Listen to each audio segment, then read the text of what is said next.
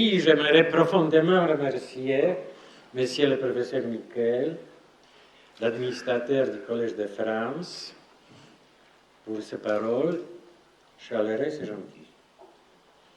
Je suis vraiment ému. Hein?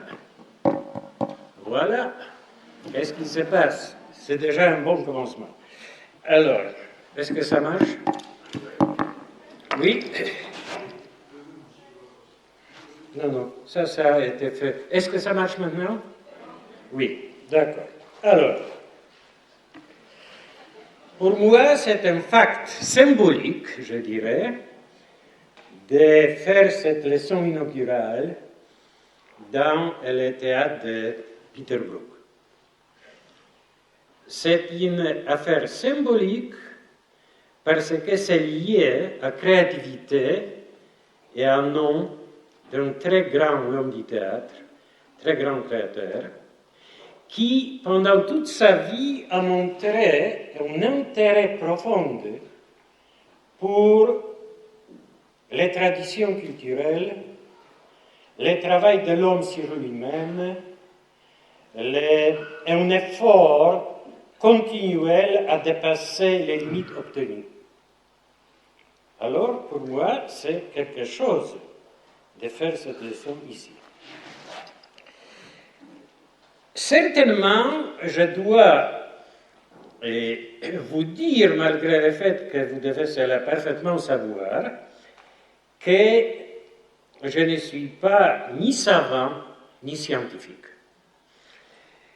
Est-ce que je suis un artiste? Probablement, en certaine manière, oui. Mais je dirais plutôt que mon champ naturel, c'est l'artisanat. Que je suis un artisan dans un domaine assez particulier, ça veut dire les comportements humains dans les conditions métaquotidiennes. Ça veut dire qu'ils sont supposés de se poser un peu au-dessus, au minimum, du comportement humain quotidien. Ces comportements métaquotidiens, c'est quelque chose qu'on pourrait exactement appeler l'anthropologie théâtrale, parce que là, c'est un vaste champ qui englobe en même temps les phénomènes du théâtre et les phénomènes du rituel. C'est dans ces deux domaines qui s'interpénètrent, se rencontrent, ou au minimum, une jette une sorte de lumière sur l'autre, qu'il se pose la possibilité pratique, que je suis un praticien, des études du comportement humain métaquotidien. Alors, avec quelques mots de l'introduction, je dois souligner comment je suis reconnaissant au professeur du Collège de France de créer cette chaire où je peux, en certaine manière, englober tous les différents aspects de ma vie, de ma recherche, qui a été toujours un peu dans les paroles, fractionnées, comme séparées un élément d'un autre, juste à cause de certaines habitudes mentales. Ça, c'est le théâtre, ça, c'est le rituel, ça, c'est la tradition culturelle. Avec ces champs, avec ça, je peux cela, en certaine manière, englober. Quand je dis que je ne suis pas ni un savant, ni un scientifique, mais un artisan, je me rappelle d'une conversation il y a à peu près 35 ans maintenant, que j'avais avec le cofondateur du théâtre laboratoire, Ludwig Flasch. Ça a été juste le commencement de notre collaboration à Opole, en Pologne. Et il m'a dit, écoute, j'observe que quand tu veux formuler quelque chose comme une sorte de thèse, d'une proposition théorique qui précède ton activité pratique, c'est toujours sec, sans vie, mort. Quand tu fais les choses en pratique, tu t'avances et tu formules comme une sorte des outils, comme une sorte d'instrument, la manière comment on peut cela voir si ça travaille, comme si c'est cela quand tu travailles, alors c'est là que tu dis est vivant. Ça a été une chose très importante et il a eu parfaitement raison. Et ça restait comme ça. Je peux parler en manière plus ou moins utile ou féconde seulement des choses que j'ai faites et après même quand je l'ai fait.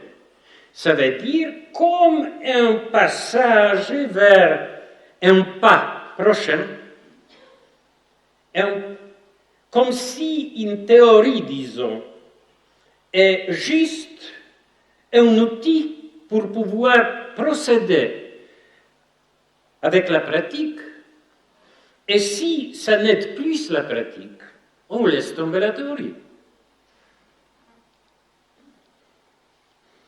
Au fond, je sais que beaucoup de scientifiques pensent en manière similaire, spécialement dans le domaine de physique, de biologie, etc. Oui, ils pensent en manière similaire. Ça veut dire que les théories sont seulement quelque chose de passager qui servent à développer un processus, à éclairer un processus de la recherche. Mais évidemment, la manière comment on pense de ce type de choses, et un artisan, et comment on pense un scientifique, n'est pas la même. La manière de penser d'un artisan est beaucoup plus simple, dans le sens même primitif, sans se trop préoccuper, est-ce qu'on peut tout cela mettre dans un champ plus vaste de terminologie, de la culture, etc. Oui, par exemple, si je commencerais de vous expliquer certains termes, certains éléments terminologiques que souvent j'utilise, je pourrais bien choquer par le néologisme ou par une sorte de naïveté.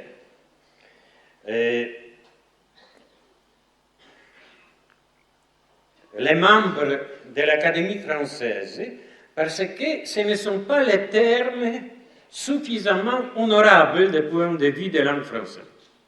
Mais vous ne devez jamais oublier que ce sont juste les instruments passagers.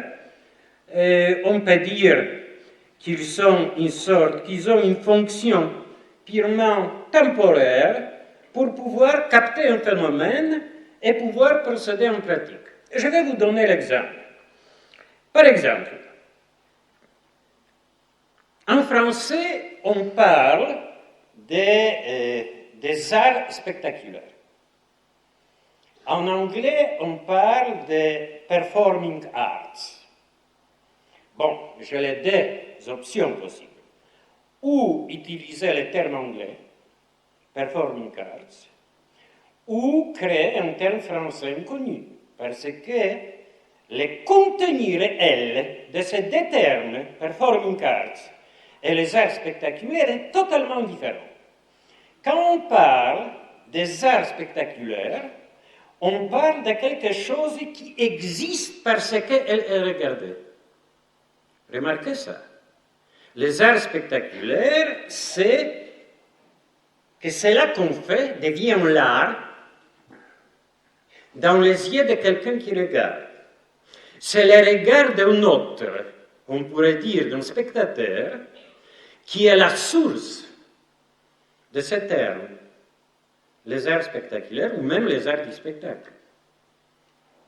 Alors, quand on dit performing arts, c'est passer de celui qui fait, de faire, et un être humain qui est en action. Alors, en tant que le terme n'existe pas en français, j'ai décidé d'inventer un terme, ça veut dire parler des arts performatifs. C'est vraiment quelque chose de fondamental de voir qu'il y a une grande différence entre l'approche, par exemple l'approche du théâtre, l'approche du rituel, comme de l'art spectaculaire et comme de l'art performatif.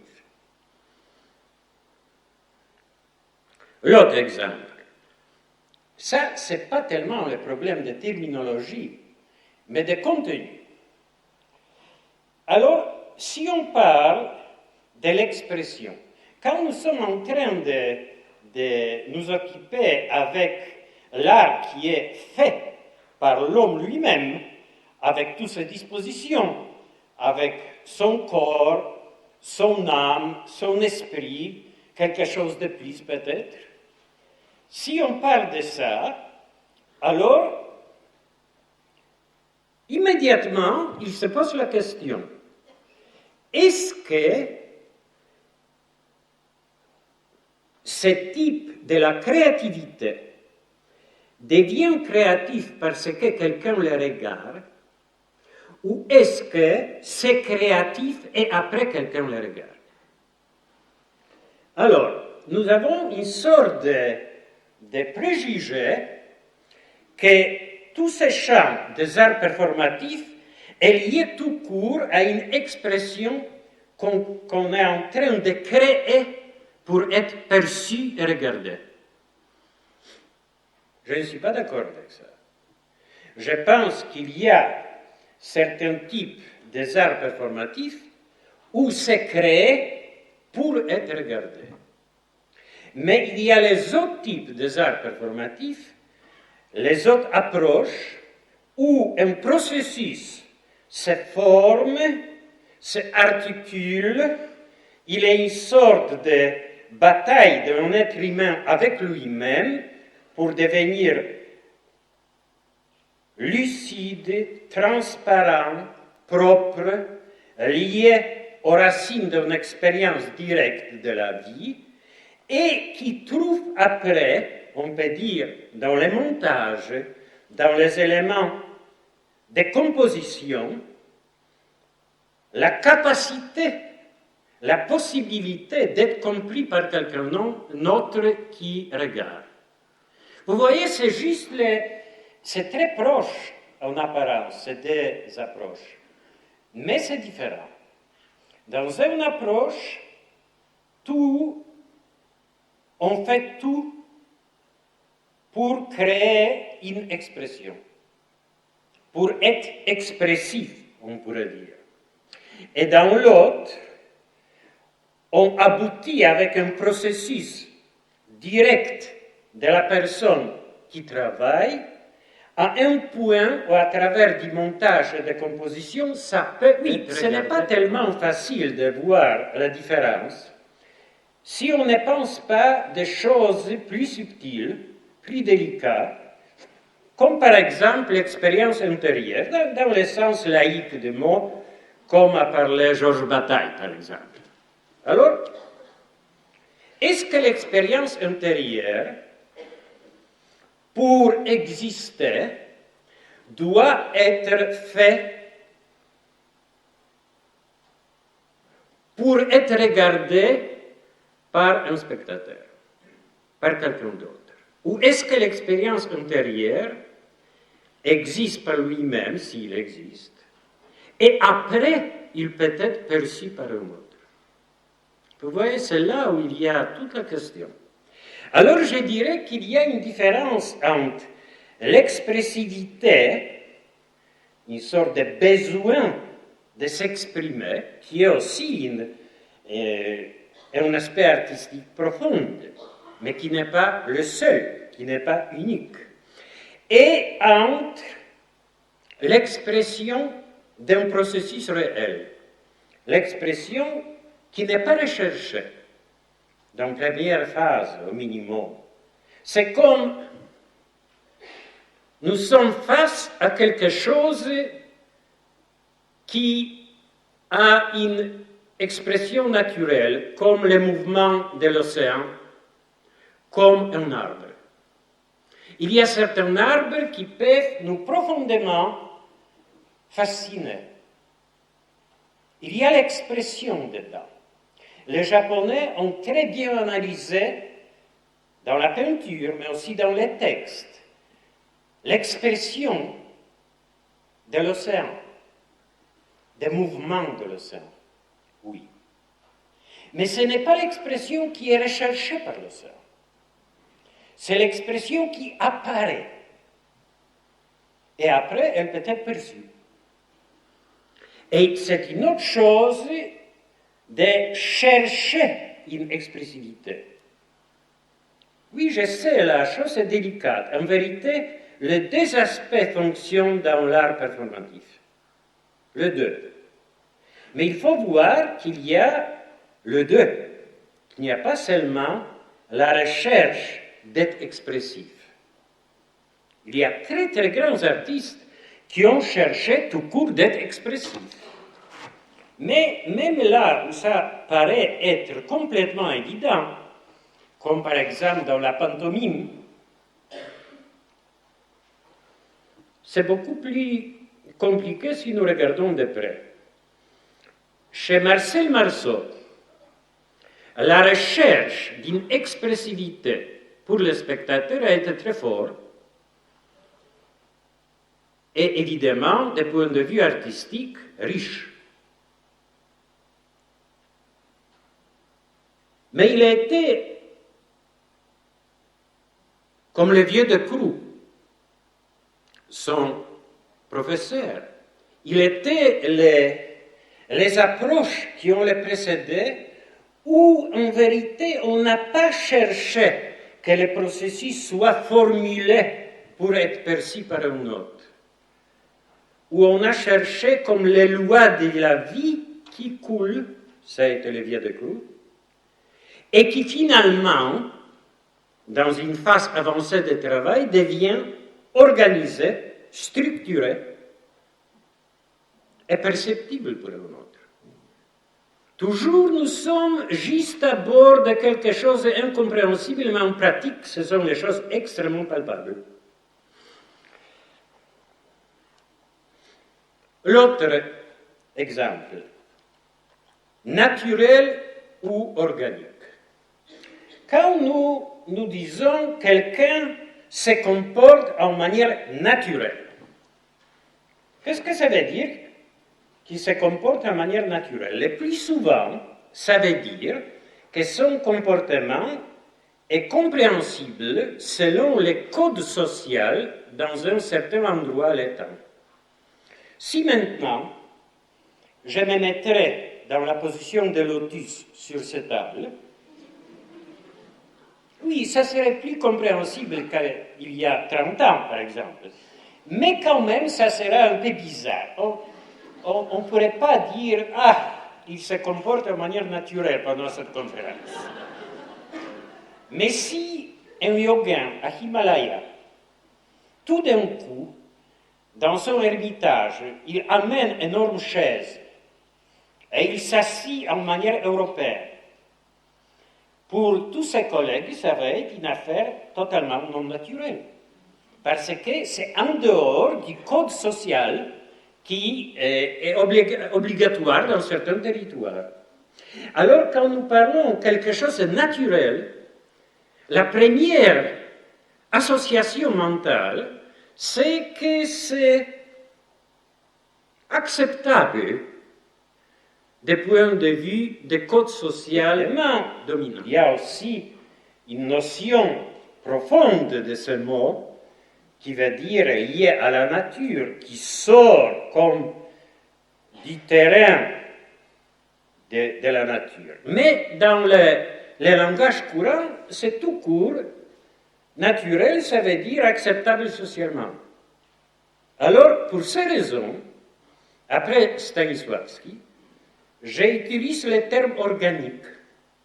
Parce que si je dirais, oui, avec l'acteur, on a cherché un comportement naturel, la première association, ça va être qu'on a se comporté comme dans la vie courante, plus ou moins, comme dans un cinéma réaliste.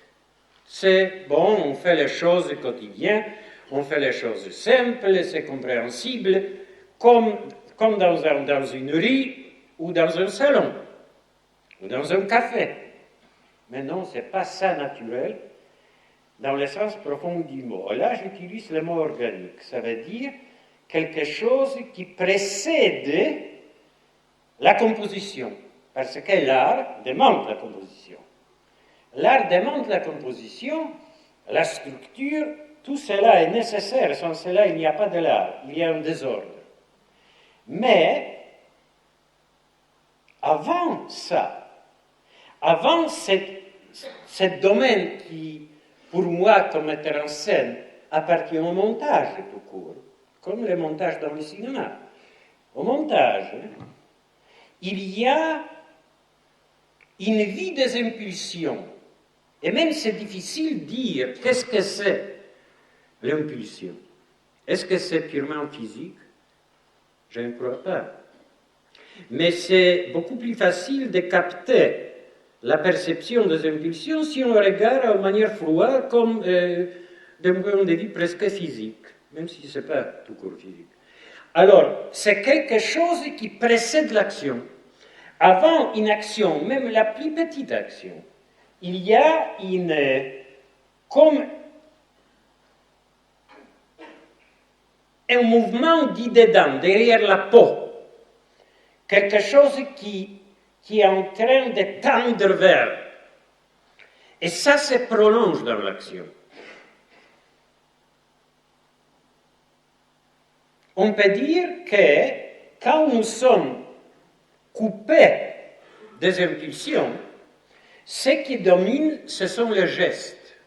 Alors, je dirais, ce sont les réactions ou les signes périphériques du corps, les mains, les visages, les jambes.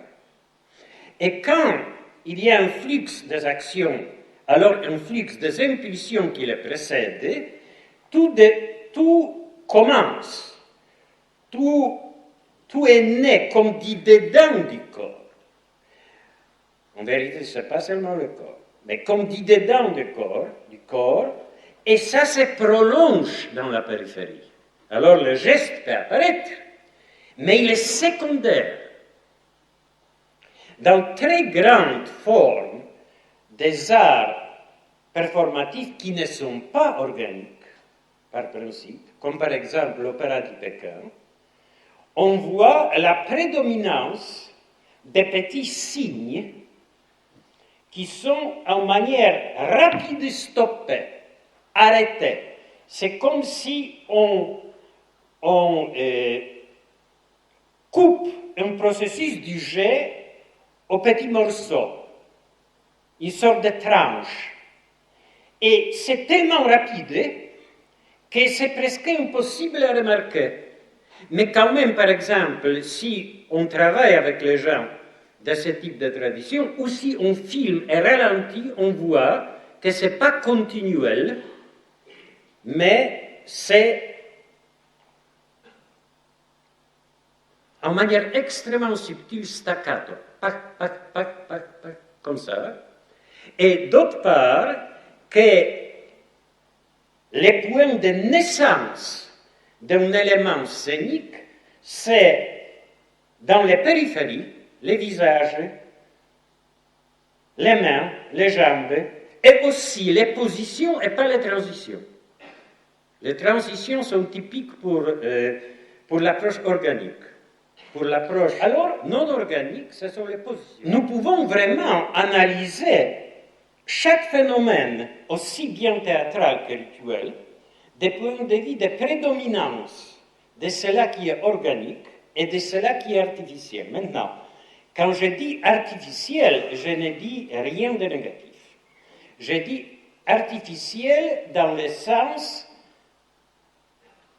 comme vous savez, l'art a une relation étymologique avec artificiel. C'est, quand je dis les approches artificielles, sont les approches qui se commencent par la composition, par les petits signes, par les périphéries du corps plutôt que par les impulsions, qui se commencent par la structure et pas par le processus. Et les approches organiques, ils se commencent par les impulsions, par la continuité, par un flux continuel, par un non-staccato. Mais elles aboutissent aussi à une composition, à une structure. En vérité, la différence entre les techniques organiques, comme de Stanislavski, et les techniques artificielles, comme l'ancien opéra du Pékin, c'est la différence seulement de phase. Dans les techniques artificielles, on commence par la structure et après, il arrive un processus. Quel est ce processus dans l'opéra du Pékin? En vérité, ce n'est pas le processus lié aux associations personnelles du tout. C'est un processus de passage de l'énergie, comme ils disent. Que l'énergie, en certaine manière, passe toujours de nouveau, même si la forme extérieure est de commencement fixée. Alors, le canal est fixé, mais celle-là qui passe par le canal est toujours nouveau-né. Dans l'approche organique, tout se commence par, on peut dire, ce passage de l'énergie libre, mais ce n'est pas clair dans tel cas. Il faut plutôt par des impulsions qui se prolongent aux petites actions, par une sorte de continuité, par une sorte de fluidité. Mais si ça doit aboutir à un acte artistique, finalement, ça doit trouver sa propre manière d'être structuré. Alors, finalement, la forme doit apparaître. Alors, finalement, aspect artificiel doit apparaître aussi. Parce que chaque montage est déjà une artificialité dans le sens noble du mot. Alors, en vérité, la différence entre les deux extrémités, dans l'art et dans le rituel d'ailleurs, dans les deux, c'est la différence des phases initiales de celle qui est sur le premier plan et celle qui est derrière le dos.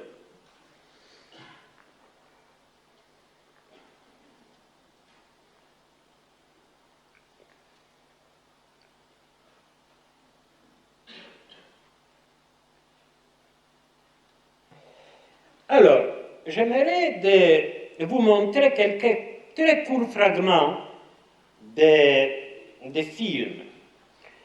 Et le premier fragment, c'est le fragment d'un film de Maya Deren. En vérité, Maya Deren, ça a été une danseuse d'origine russe, américaine, qui a arrivé dans la deuxième moitié des années 40 en Haïti, qui a voulu juste étudier les danses.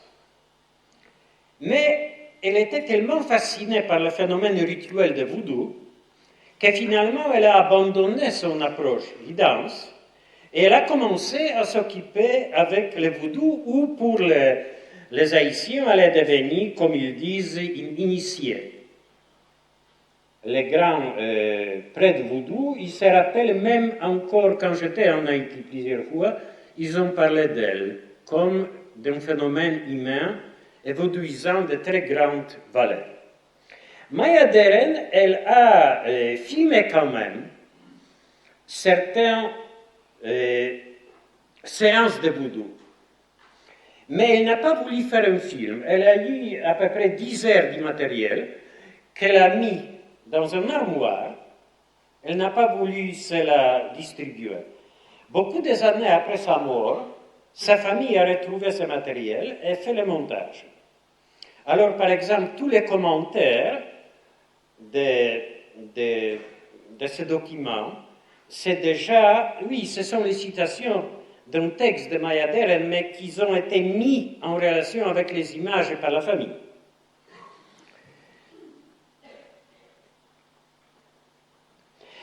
Alors, dans les premiers fragments d'un processus voodoo filmé par Maya Deren, on voit, c'est pas facile à voir parce que c'est fait en manière très... Elle a filmé ce qu'elle a pu filmer, elle n'a pas intervenu dans le rituel, alors il y a les images un peu brouillées. Mais on peut voir un garçon, un jeune homme, qui commence à sauter, et après quand il saute, on voit comme le mouvement de son corps devient fluide. C'est cela que les Haïtiens rappellent le processus de possession. Bon. Je ne me sens pas du tout compétent de parler de ça. Je vais dire quand même, il y a un exemple d'une approche organique très fort dans ça.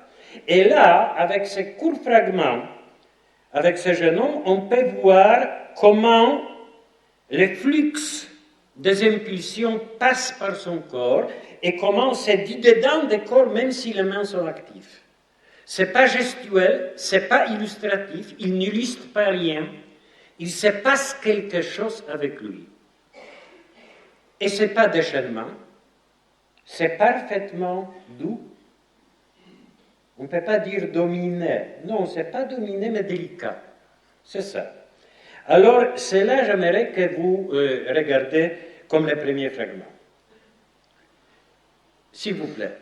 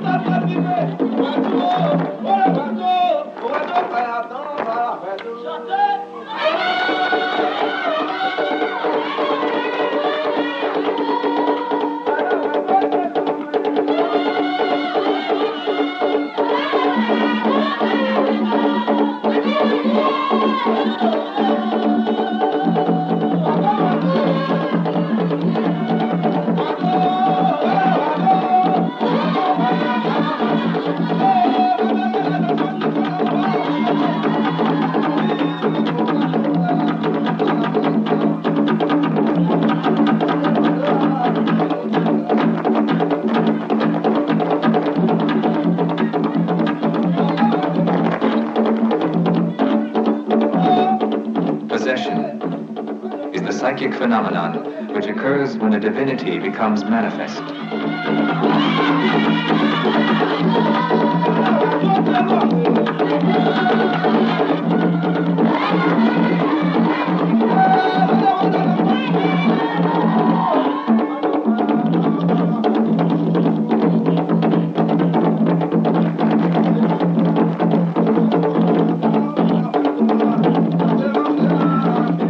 Terminology of voodoo, it is said that the loa mounts a person, or that a person is mounted by the loa. The metaphor is drawn from a horse and his rider, and the actions and events which result are the expression of the will of the rider.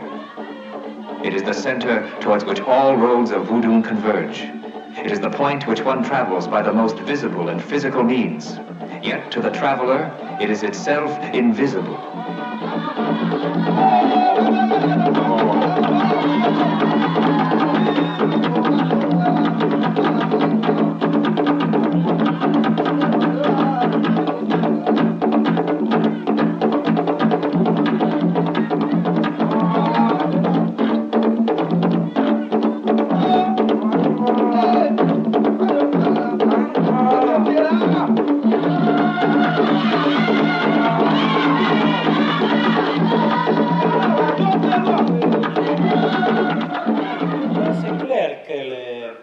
que les Haïtiens appellent les processus de possession ou les trans de possession, que c'est un processus organique.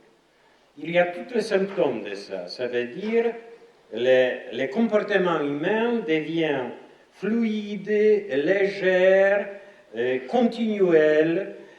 C'est dedans du corps, si nous pouvons pas dire en cette manière, que tout est né et après ça arrive en périphérie. On pourrait dire qu'il y a une fonction particulière de la colonne vertébrale, mais si quelqu'un voudrait cela imiter par une sorte d'ondulation de la colonne vertébrale, ça ne marchera pas. Ça ne marchera pas parce qu'en vérité, le phénomène organique n'est pas tout court physique. Il est beaucoup plus complexe. En tout cas, ça c'est nettement un processus organique. Et on peut voir dans certains cas les différents stades. Maintenant, est-ce que ces processus organiques, comme dans le vaudou haïtien par exemple, ou dans un autre type de rituels dans différents pays, où il y a soi-disant la possession des trans, est-ce que dans cela, il n'existe pas une forme? Non, elle existe. Elle existe. Parce que si quelqu'un rentre dans ce type de processus pendant un rituel, et il commence à faire les mouvements, les comportements désordonnés, il est arrêté par les autres. Cet désordre, on appelle par exemple en Haïti la possession bossale, ça veut dire la possession sauvage, qui est improductive. On demande que dans le processus de la possession, il apparaît une structure qui est élaborée depuis des générations, qui n'est jamais répétée en manière comme dans le théâtre, mais qui est codée. Par exemple, qu'une déesse, Erzulie, comment elle se comporte, elle aime tous les hommes. Alors, elle regarde les hommes parmi les participants. Elle déteste toutes les femmes. Elle utilise beaucoup de parfums. Elle a une certaine manière de marcher. Tout cela, c'est jamais répété en manière théâtrale, mais cette structure, elle doit apparaître, et si quelqu'un, en place de cela, commence à se jeter par terre et hurler, il est arrêté. Ça veut dire c'est là que les gens modernes considèrent comme une vraie spontanéité, ça veut dire faire n'importe quoi en roulant par terre, est interdite dans ce type de rituel. Alors, maintenant, nous allons voir un autre exemple. C'est aussi des films de Maya Deren. C'est un exemple où on peut voir une femme qui commence, c'est exactement une femme qui va continuer, mais ce n'est pas filmé malheureusement, elle va continuer comme Erzulie. Alors ici, on voit seulement la première stade, quand elle rentre dans cette sorte de fluidité, de délicatesse et fluidité de comportement, mais ce n'est pas encore quand elle commence vraiment à se comporter comme Erzulie, en d'accord avec tous les codes traditionnels. À la fin de ce deuxième fragment, vous allez voir des hommes, juste à la fin, qui ne rentrent pas dans ce processus, mais qui l'accompagnent comme s'il essaie avec son corps d'accompagner un peu. Et là, on voit comment les impulsions du dedans du corps sont consciemment, cette fois, consciemment appliquées, mais seulement sur le premier niveau. Alors, ce que vous pouvez voir avec cette femme qui commence les trans d'Erzulie, c'est sa manière de rentrer dans une fluidité avant encore d'arriver à une forme, où en réalité, après, elle est arrivée. Alors, maintenant, ce deuxième fragment, s'il vous plaît.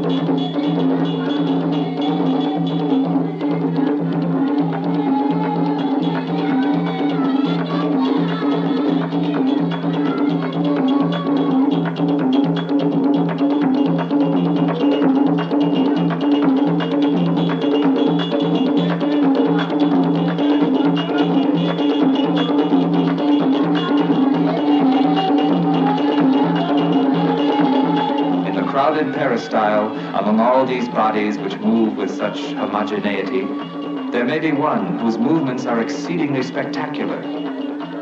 This is a sign that a Loa arrives.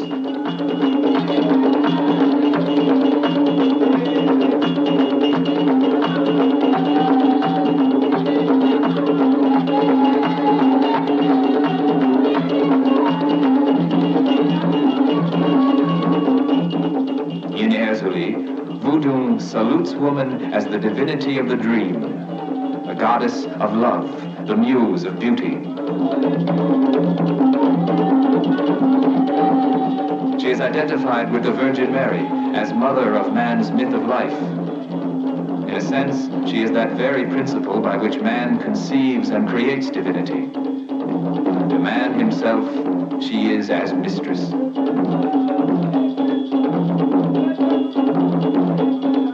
Erzulie moves in an atmosphere of infinite luxury, a perfume of refinement.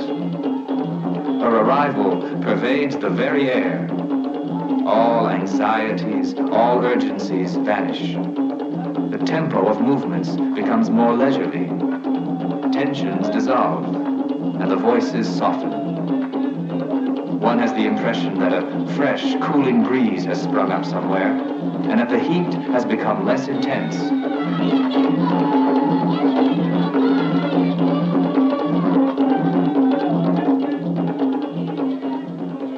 Dans la dernière séquence, il a accompagné un peu avec les impulsions du dedans du corps cette femme, mais il n'a pas décollé, il n'a pas voulu même décoller, et d'ailleurs, il pense que ce n'est pas le vouloir qui fait qu'on peut décoller dans le processus.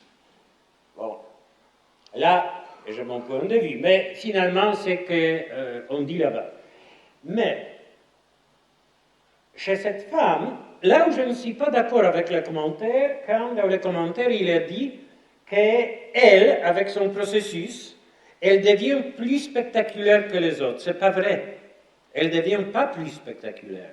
Elle devient plus fluide, plus légère, plus transparente, on peut dire en manière métaphorique. Et c'est toujours le symptôme d'un processus organique. Quelque chose qui est légère, comme transparente, fluide, continuelle, pas coupé, pas in staccato. Alors, maintenant je vais retourner vers le théâtre européen et Stanislavski. Dans Paradoxe sur les comédiens de Diderot, il est dit que le vrai acteur, il ne doit pas suivre le personnage qu'il joue du dedans de lui-même, qu'il doit, en certaine manière, éviter toute identification, qu'il doit laisser le spectateur s'identifier avec cela que l'acteur fait. Mais lui-même, il doit opérer en manière froide et avec toute conscience. Il doit manipuler son comportement et il doit manipuler la perception du spectateur. Ça, c'est un point de vue et un type de théâtre. Il y a même aujourd'hui le phénomène d'une énorme importance dans la vie théâtrale où ce type d'approche, au minimum théoriquement, existe. J'ai mentionné l'opéra de Pékin avant, je vais me tenir à certains exemples clés pour ne pas faire le champ de réflexion trop large. Alors, dans l'opéra de Pékin, théoriquement, il n'y a aucune identification. Tout qu'on fait est conçu des points de vue d'un effet sur le mental et la perception du spectateur. Tout. Et encore plus, la partition du comportement de l'acteur n'est pas créée par lui-même, mais il reçoit des autres générations. Ça veut dire la partition est élaborée, comme d'ailleurs chaque œuvre valable doit être élaborée pendant 200, 300, 400, 100 ans. 3-4 siècles. C'est ça que je suis très jaloux face à eux, qu'ils ont cette possibilité de travailler pour longue période. Alors, théoriquement, l'acteur doit tout court suivre avec tous les petits détails cela qu'il a reçu comme la partition d'une autre génération. Dans la période avant la révolution culturelle, quand l'opéra di Pékin n'a pas été encore brisé, j'étais là-bas, j'ai travaillé avec ces acteurs, et j'ai vu aussi comment les fils, par exemple, prennent le rôle de son père, ça veut dire le personnage qui a été joué par son père.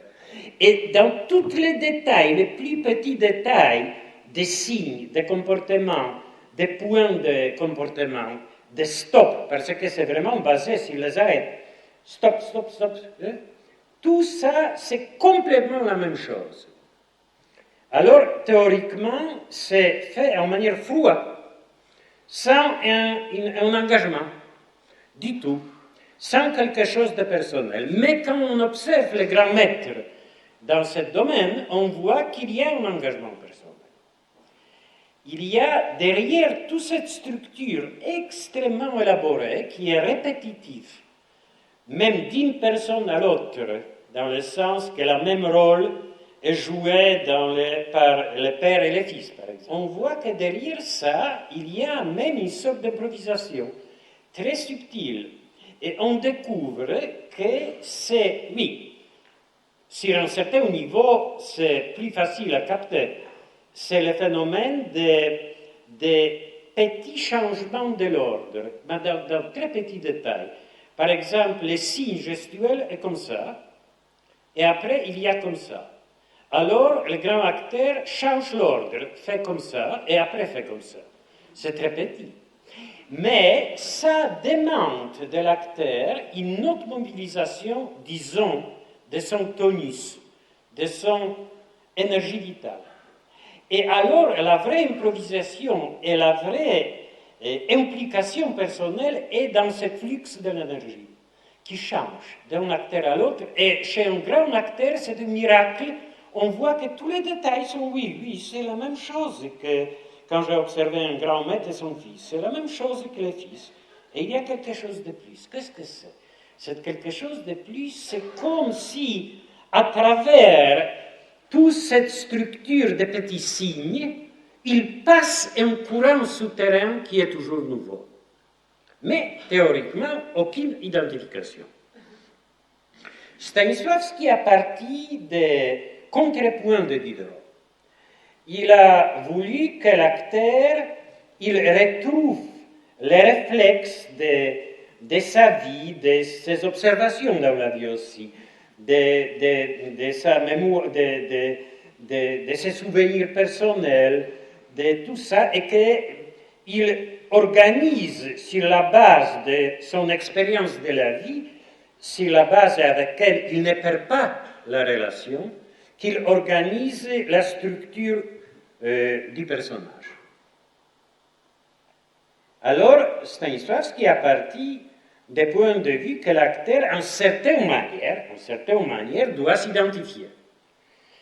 Au minimum, il doit utiliser comme un matériel vivant, dans le moment quand il joue, les expériences de sa vie personnelle, où il devait regarder les gens dans la vie courante et appliquer certaines conclusions.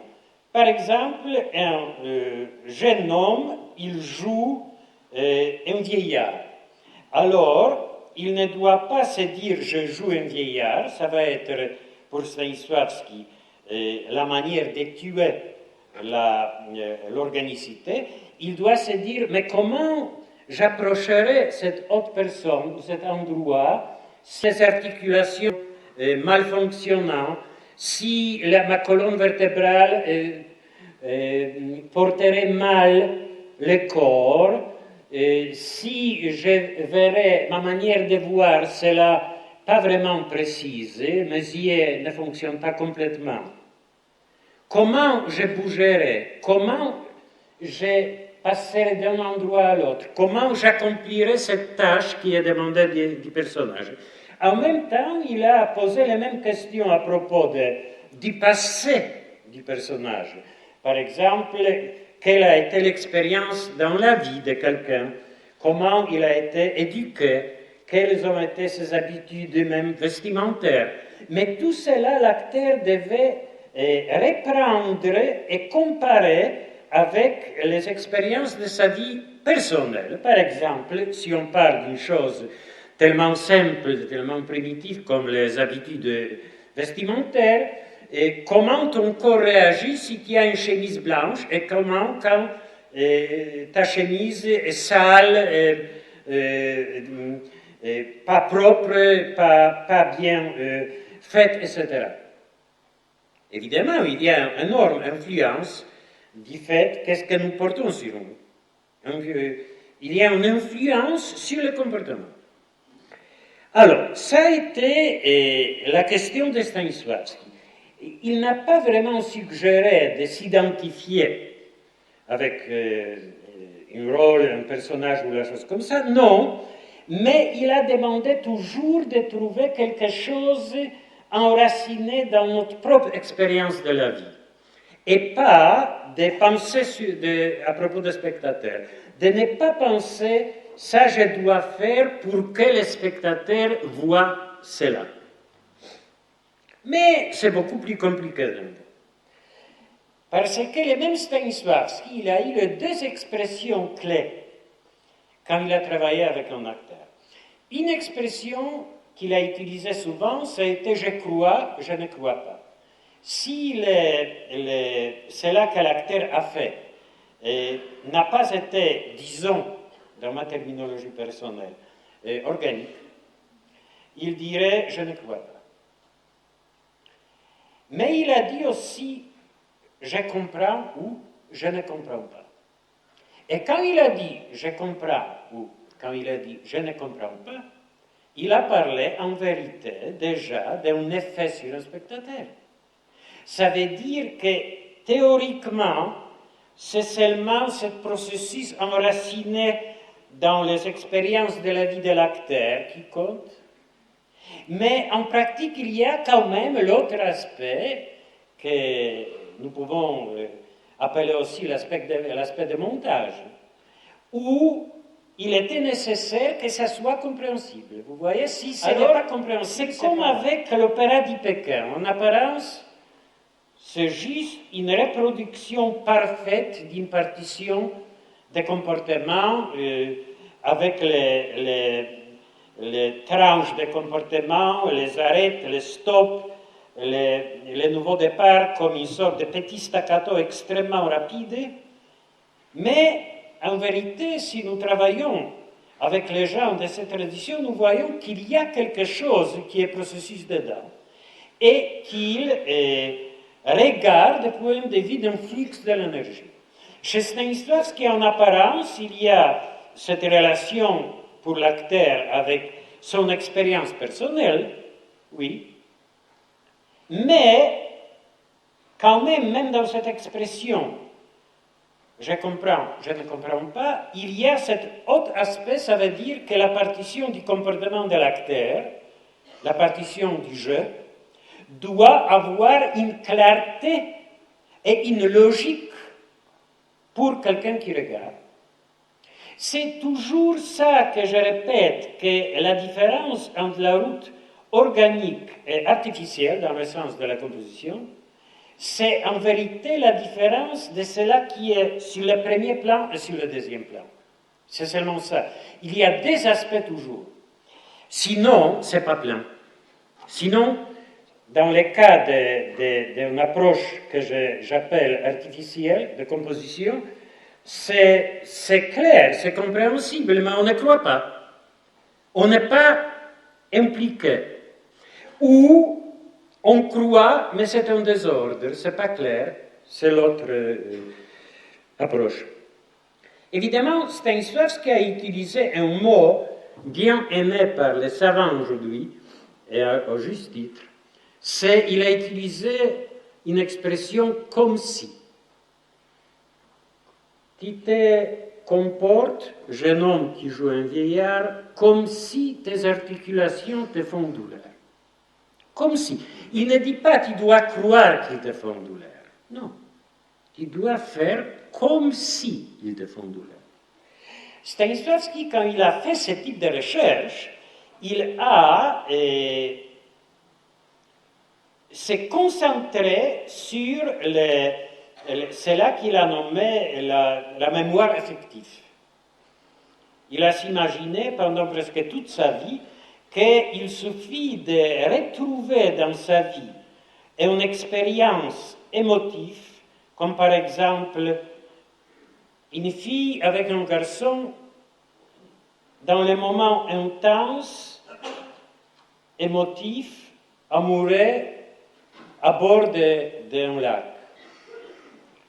Et pour lui, ça a été retourné dans la mémoire vers cette expérience, c'est retourné vers la mémoire affective, et alors ça va retourner en action. Mais quand il était déjà vieux, il a découvert que pendant toute sa vie, il a se trompé. Et c'est ça la grandeur de Stanislavski. Il a continué une certaine recherche, mais quand il a vu que ça ne fonctionne pas vraiment, il était capable de dire, après 40, 50 ans de travail dans une autre direction, non, là, je me trompe. Alors, il a remarqué que les émotions ne sont pas dépendantes de la volonté. Chacun de nous expérimente dans la vie, parce que dans la vie, on ne veut pas avoir une haine pour une personne et on a. On ne veut pas être irrité, on est irrité. On veut aimer une personne et on n'aime pas. On veut avoir les sentiments positifs et on n'a pas. La volonté ne contrôle pas des émotions. Alors, ça a été le moment quand Stanislavski a commencé à créer toute sa méthode des actions physiques, soi-disant. Ça veut dire, il a dit, bon, laissons tomber la recherche des émotions directement, en manière directe.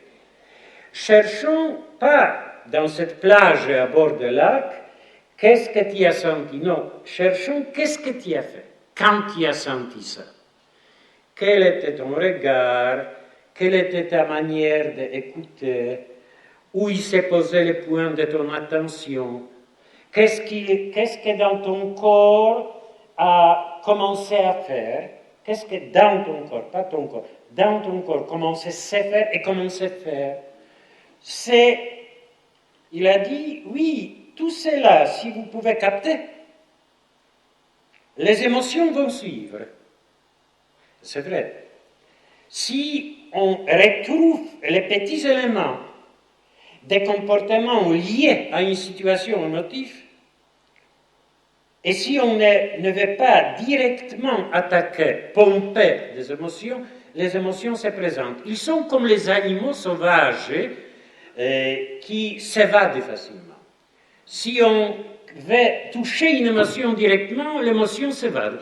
Mais si on juste fait quelque chose qui était précisément lié à une situation émotionnelle, l'émotion arrive parce qu'elle n'est pas recherchée. Oui, c'est ça.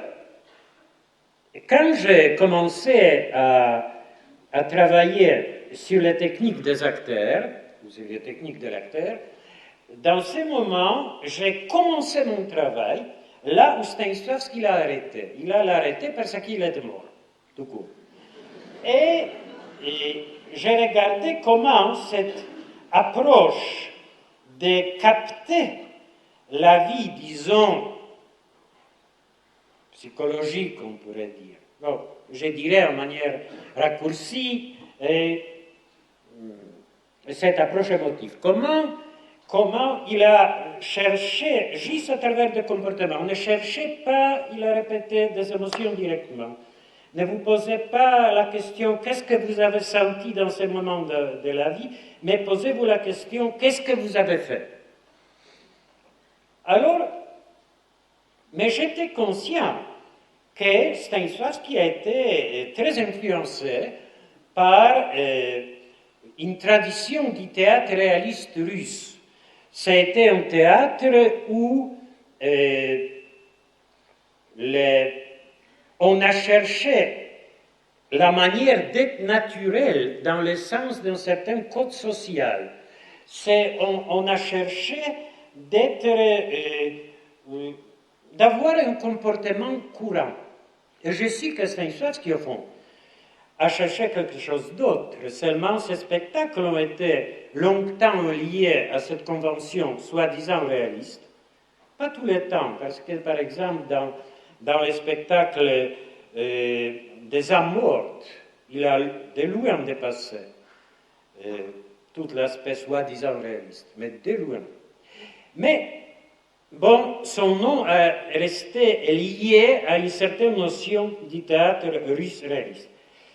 Alors, j'ai cherché, mais qu'est-ce qu'il y a dans cette sagesse de Stanislavski vieillard, avec comment approcher la vie émotive, sans les faire s'évader, sans les pomper à travers des comportements. Qu'est-ce qu'il y a qui dépasse la situation réaliste? Et j'ai trouvé, ce sont les impulsions. Et de nouveau, nous sommes devant un terme ou définition impossible. Parce que, oui, je sais que les impulsions, c'est quelque chose qui est né toujours dedans du corps et qui seulement arrive à la périphérie. Je sais que c'est comme quelque chose qui est né derrière la peau. Oui, mais ce sont les métaphores. Quand je travaille avec quelqu'un, je peux lui transmettre un aspect pratique et palpable de cette métaphore. En tout cas, il y a quelque chose qui précède une petite action. Stanislavski a parlé des actions physiques parce que pendant 30 ans avant, il a parlé de la vie émotive. Alors les acteurs ont commencé à vraiment se pomper et chercher des émotions jusqu'à les points presque hystériques. Alors pour éviter tout ça, Stanislavski a commencé à tout d'un coup parler des actions physiques.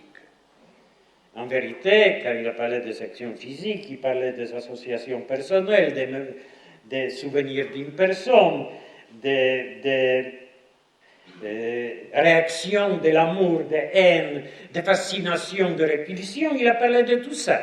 Mais pour balancer son enseignement précédent, il a dit les actions physiques. Alors, mais avant l'action physique, il y a une petite chose exactement qui la précède et qui est tous les secrets d'un acteur organique, comme d'ailleurs de quelqu'un comme cette femme dans les films de Mayadere. C'est les petites impulsions qui sont continuelles, qui forment un flux, qui ne s'arrêtent pas, qui coule. Et alors je me dis, oui, ça veut dire on peut travailler sur les impulsions, même sans arriver aux actions réalistes.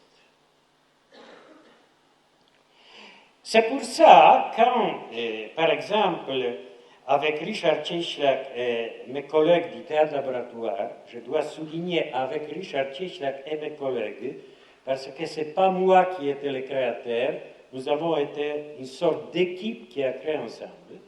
Alors, quand nous avons arrivé dans Le Prince Constant, par exemple, un grand monologue de Cieślak, du Prince Constant, et quand je dis, mais c'est les pas après Stanislavski. Alors, en tant que ça n'a pas été réaliste, on n'a pas cru. Les gens ont été, les spécialistes du théâtre, ont été extrêmement choqués. Pourquoi il dit que c'est lié à Stanislavski? C'est pas du tout réaliste. Oui, et quand même, ça a été juste, c'est un pas après cela qu'il a fait.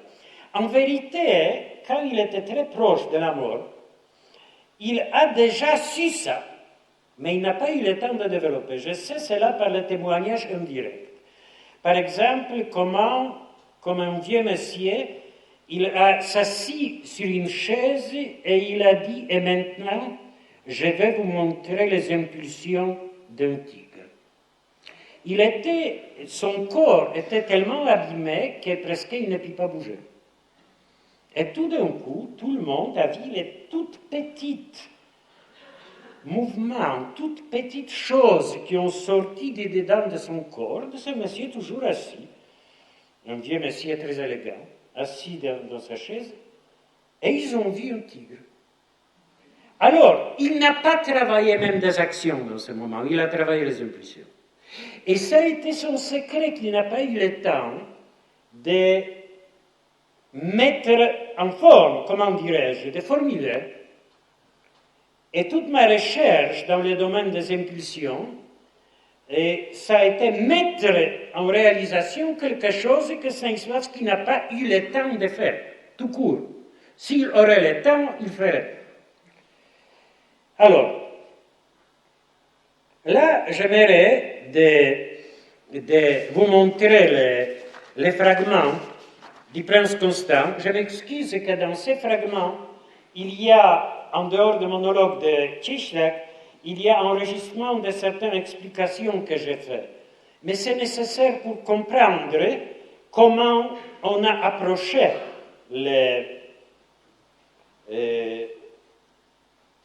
disons, le personnage, le rôle du Prince Constant.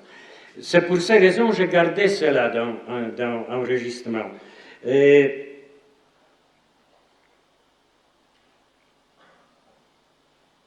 Oui, c'est comme si dans le cas, par exemple, de Voodoo, il y a une sorte d'association qui est intérimaire. Et comme si dans le cas de travail avec Cislak, il y a le système des associations de souvenirs personnels. Mais les deux sont organiques, ils se déclenchent comme une sorte de fleuve organique, et au fond, ils ont une fluidité comparable, et pour moi, il appartient à la même réalité du jeu. Alors, je vais maintenant vous proposer de regarder les fragments du Prince Constant.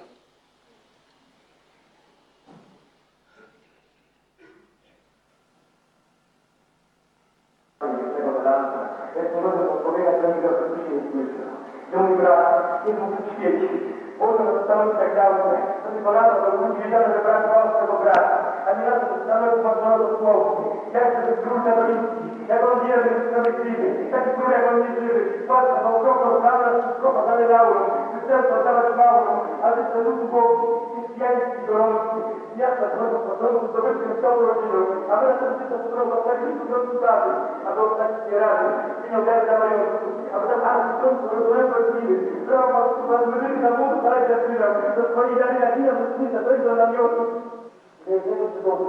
perché scienzi si possono, se la nostra storia, tu stai avvenendo fuori, tu sei una tua vita, dove puoi imparare, io non finita al bene, non ti sento mio amico, quando per tutti in bene, tu parla con me, tu parla con quanto delle volontà, e guarda, io voglio stare in casa, come voglio poi un tratto di più di un vietto, e tu stai un barco, tu ti trovi un vietto, tu stai la mia vita. Comment Richard Cislak, qui joue le Prince Constant, est-il arrivé à la vie qu'il a dans ce monologue? Avec Richard, nous avons travaillé beaucoup de mois, seuls, sans aucun témoin, même sans ses collègues acteurs, ses partenaires du spectacle. Beaucoup de mois. Et nous avons nous référé à un souvenir de sa vie, un souvenir relativement court, qui est à peu près de 40 minutes, et qui était quelque chose d'extrêmement joyeux.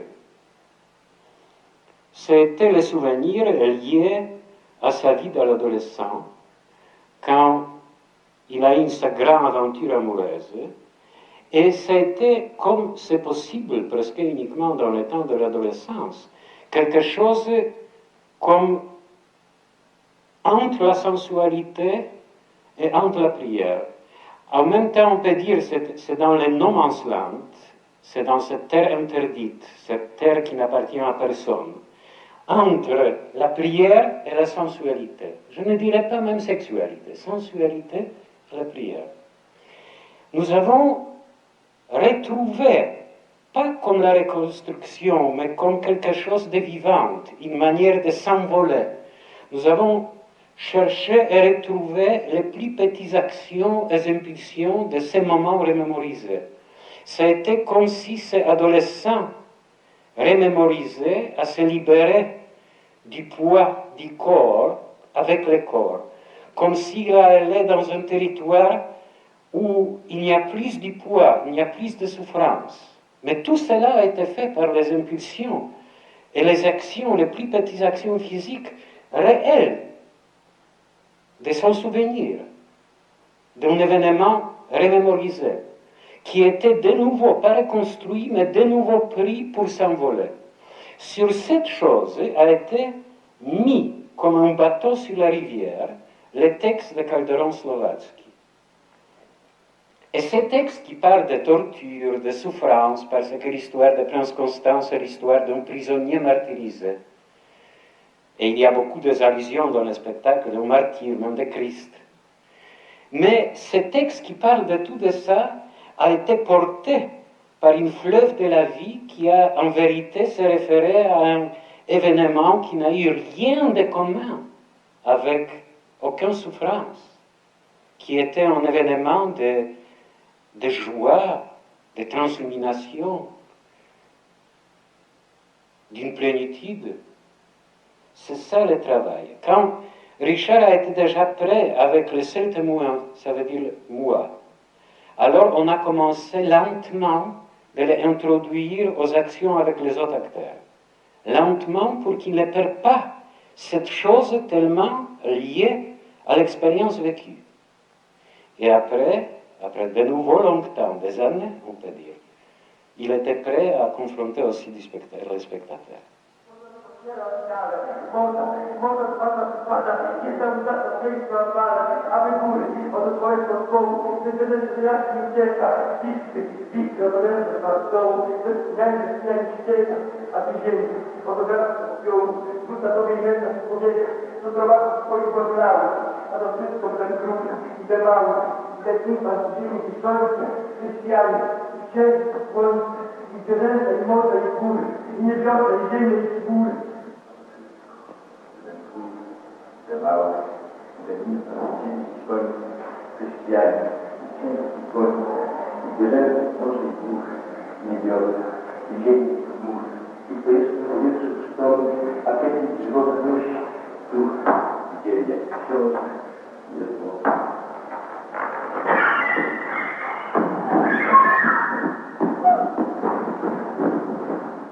Oui, cet fragment de l'explication que je laissais, parce que je pensais que ça vous éclaire la manière de procéder, elle a été tirée d'un film de Marianne Harde. Et c'est elle qui a posé la question. Alors, vous voyez, c'est très différent de cela que je vous ai montré dans le film de Maya Deren, et en même temps, il y a cette fluidité, cette impression de transparence quand on regarde, cette chose continuelle, et pas coupée, et cette légèreté, cette délicatesse. Ça s'approche vraiment à un processus couvert par rien, juste comme un processus à trouver sa propre structure, il joue rien, il montre rien, mais il est, et c'est visible.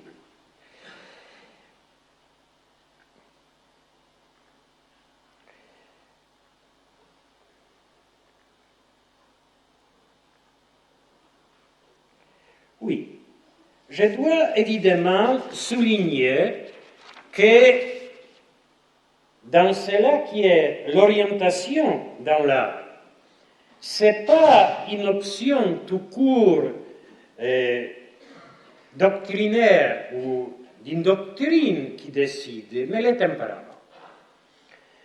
J'ai admiré certaines œuvres du théâtre basées sur les techniques que j'appelle artificielles, dans le sens noble du terme.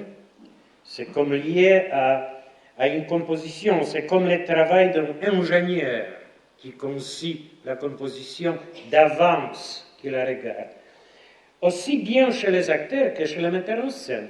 Par exemple, de ce point de vue, une des choses les plus fascinantes dans ma vie, ça a été de regarder Munter Courage de Brecht, La Mère Courage. C'est extraordinaire. Et c'est juste à l'opposite de mon approche pratique. Alors, là, quand on fait les options, les choix, on les justifie en manière intellectuelle, mais en vérité, c'est notre tempérament qui nous amène à quelque chose. C'est toujours très subtil de dire pourquoi nous voulons faire ça et pas ça. Parce que dans l'art, il n'y a pas de route unique, il n'y a pas des options parfaites, exclusives. L'art est toujours multiple. On peut aussi créer quelque chose, aimer, chercher, créer, poursuivre une route, et en tant que le spectateur, moi comme le spectateur, on peut admirer une autre chose, comme j'admirais l'opéra de Pékin, comme j'admirais Brecht, comme j'admirais les documents, parce que je ne puis pas voir le spectacle déjà de l'inspecteur général de Gogol chez Meyerhold. Tout ça, ce sont les choses où on ne peut pas dire un seul courant est juste. Non, non. Si un seul courant est juste, il est certainement faux et dangereux. Alors, c'est au contraire, il y a cette multitude de possibilités, et là, on justifie par les mots, on approche, on élimine un autre, mais en vérité, c'est notre tempérament, notre conditionnement depuis l'enfance qui nous dirige. C'est tout court, il faut savoir. Maintenant, je vais vous montrer le fragment d'un autre spectacle du théâtre laboratoire. Ça, c'est Acropolis. Acropolis, ça a été le spectacle basé sur un texte du période de fin de siècle de Wyspiański, mais très lié à la tradition polonaise romantique, disons. Alors, Acropolis, ça se passe dans la nuit de résurrection de Christ pour Wyspiański, pour l'auteur du texte. C'est une résurrection en même temps du Christ et d'Apollo. Et Acropole, c'est en même temps le château royal Wawel à Cracovie, et en même temps Acropole, et en même temps l'endroit symbolique de toute la culture européenne. Quand je me posais la question où il se trouve les cimetières de toute la culture européenne, une seule réponse qui m'a arrivé et qui m'a inspiré, ça a été que c'est Auschwitz. C'est le camp de concentration d'Auschwitz. Nous avons fait un spectacle basé sur les vieux textes où on utilise les références aux certains personnages grecs et aux certains personnages de la Bible. Nous avons tout cela mis dedans les conditions d'un camp d'extermination, mais pas comme une illustration. Vous voyez, illustrer quelque chose et faire quelque chose, ce n'est pas la même histoire. Dans Le Prince Constant, ce que Richard a fait, ça n'a pas été illustration de Calderon-Slovatsky. Ça n'a pas été ça. Calderon a parlé d'un martyr, et Slovatsky encore plus. Et finalement, tout ce texte a été jeté sur la fleuve d'une expérience translucide, lumineuse, transparente de Richard. Si ça serait une illustration, c'est toujours banal. Il devait être quelque chose commun entre l'un et l'autre. Et avec Richard, avant de commencer le travail sur le Prince Constant, nous avons lu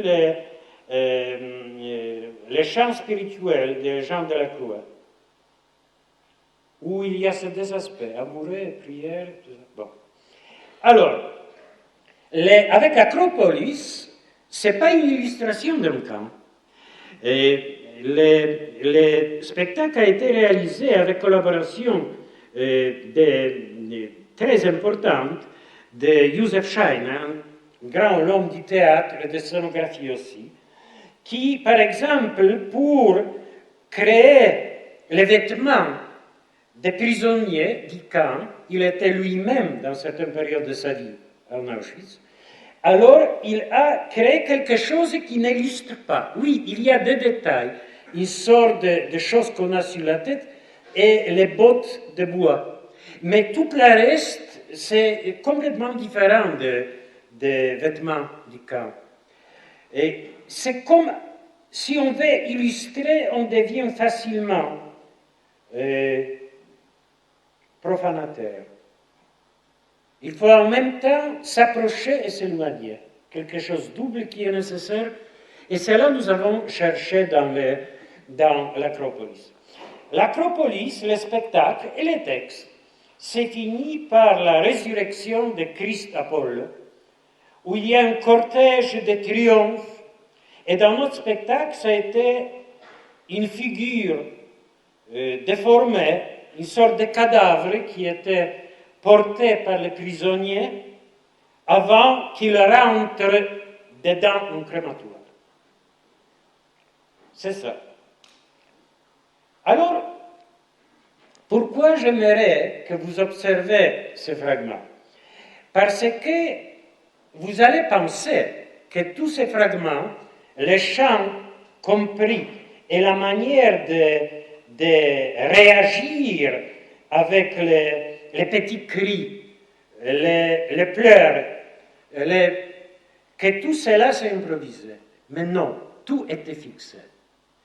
On a passé par le temps de recherche qu'on pourrait comparer avec certains types d'improvisation, mais ça a été mis dans un montage extrêmement précis.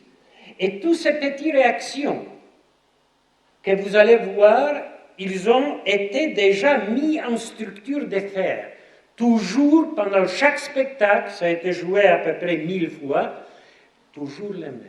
Et quand même pas les mêmes, parce que ce qui se passe dans tel cas, dans l'acteur qui suit un processus organique, c'est quelque chose qui est toujours de nouveau né. Mais la forme extérieure, la structure, le chant, la partition de comportement et de voix, la même. Alors, s'il vous plaît, les fragments d'Acropolis.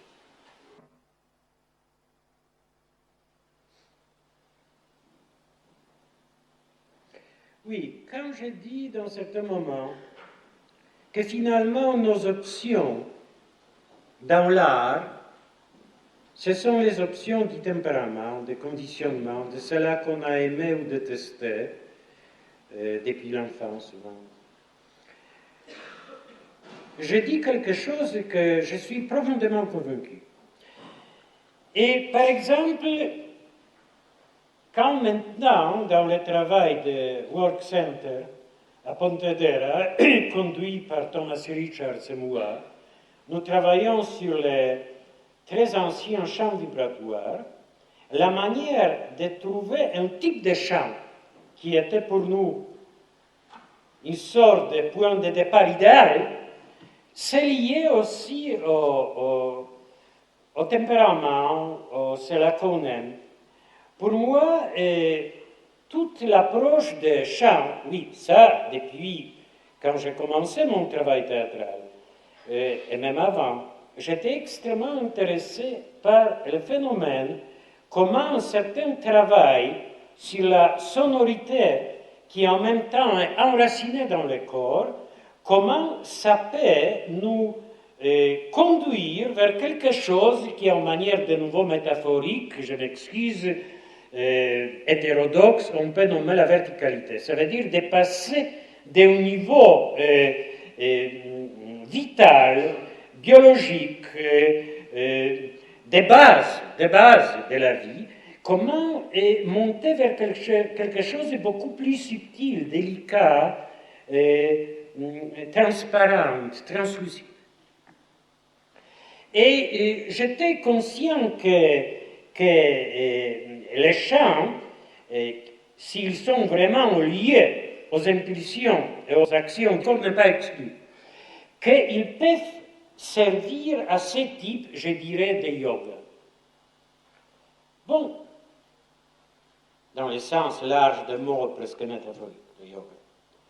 Bon, et j'ai fait des études dans différentes cultures pendant en manière très régulière déjà, c'est pendant un quart de siècle, mais en manière moins régulière plus longtemps.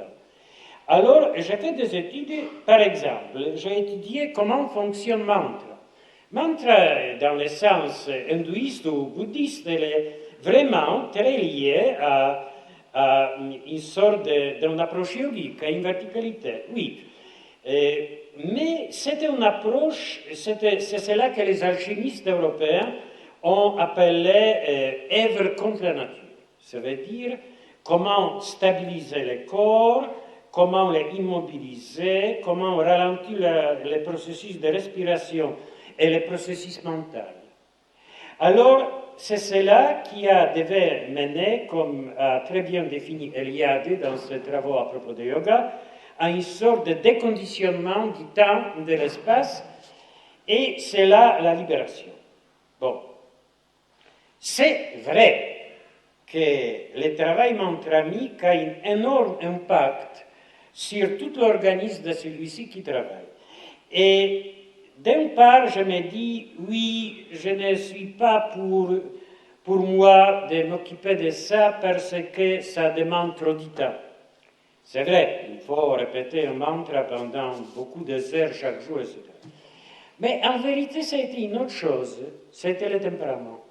Pour mon tempérament, la chose essentielle, c'était que ce qu'on fait soit pas l'œuvre contre la nature, mais l'œuvre qui décolle comme avion d'une piste de la nature.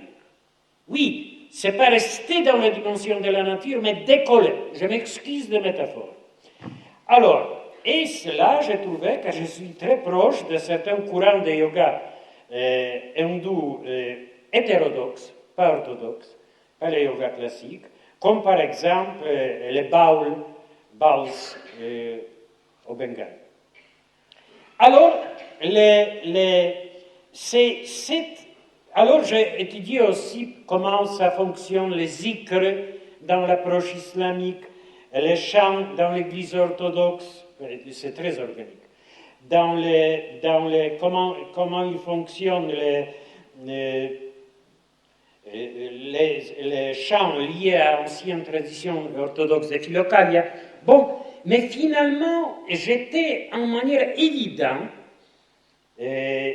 fasciné par les courants anciens liés à la tradition africaine et de l'Afrique, des Caribéens, parce que là, la participation de l'organicité du corps est totale. Alors je me dis, bon, dans tel cas, pour faire ce type l'approche de verticalité, de rechercher quelque chose qui est comme un effort à trouver une présence et une perception plus délicate, plus haute, plus subtile, je me dis, je vais partir de cette tradition de chants afro-caribéens.